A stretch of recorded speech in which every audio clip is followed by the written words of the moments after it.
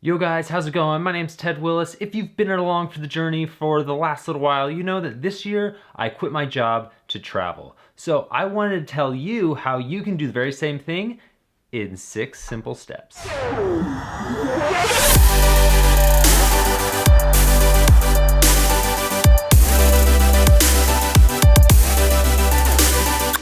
The reality is that having a job really does get in the way of travel. Step 1, set a goal. It's important to have a really clear idea of why you're going to try to quit your job in the first place. This isn't going to be easy, so if you have a really clear goal that you're super excited about, it can get you through the hard times. Do you have a specific destination in mind? Do you want to hike Machu Picchu or chill on tropical beaches of the Philippines? Or do you want to do a bunch of different stuff?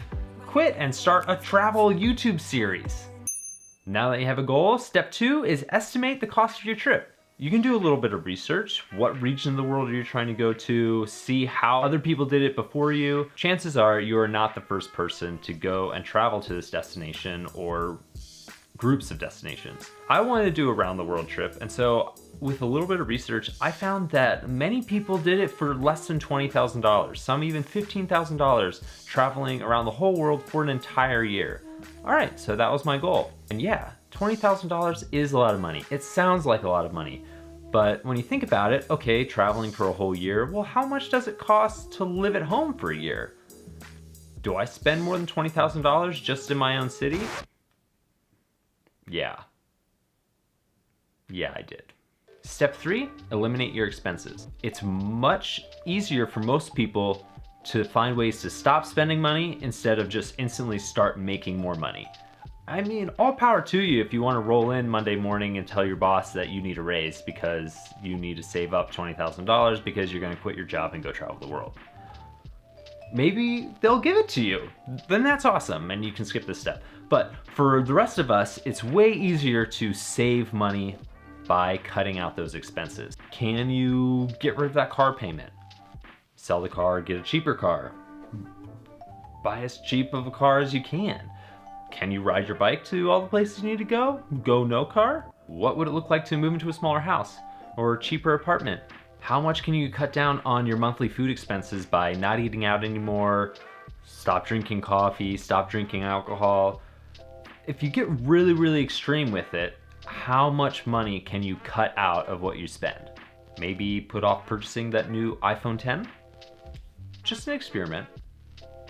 Step 4, diminish your travel expenses.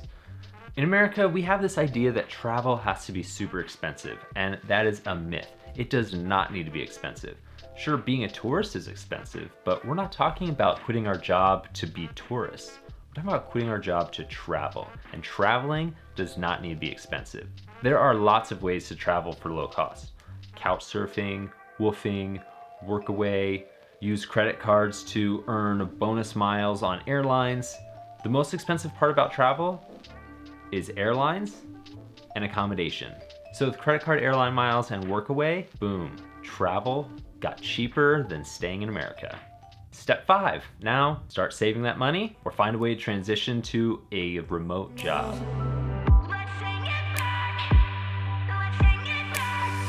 Step 5 may seem daunting, but if you've done a good job of steps 1 through 4, it is super doable. What we're trying to do is shrink that gap from what we need to travel and what we have to travel. Now, step 5 is filling that gap.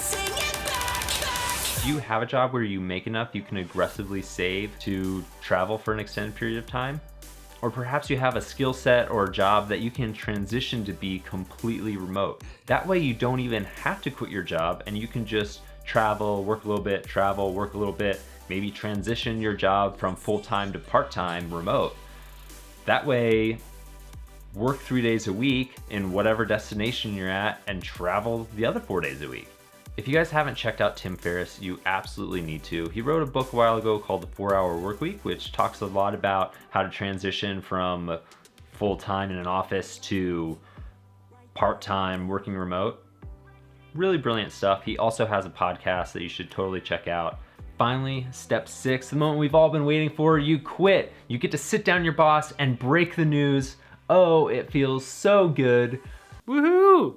I quit. Oh, but don't burn any bridges because you might come back from your trip and need a job again. like me. Small caveat to this whole thing, I'm totally aware that $20,000 is a ton of money. $10,000 is a lot of money, and even being able to think about using that type of money to go and travel comes from a complete place of privilege.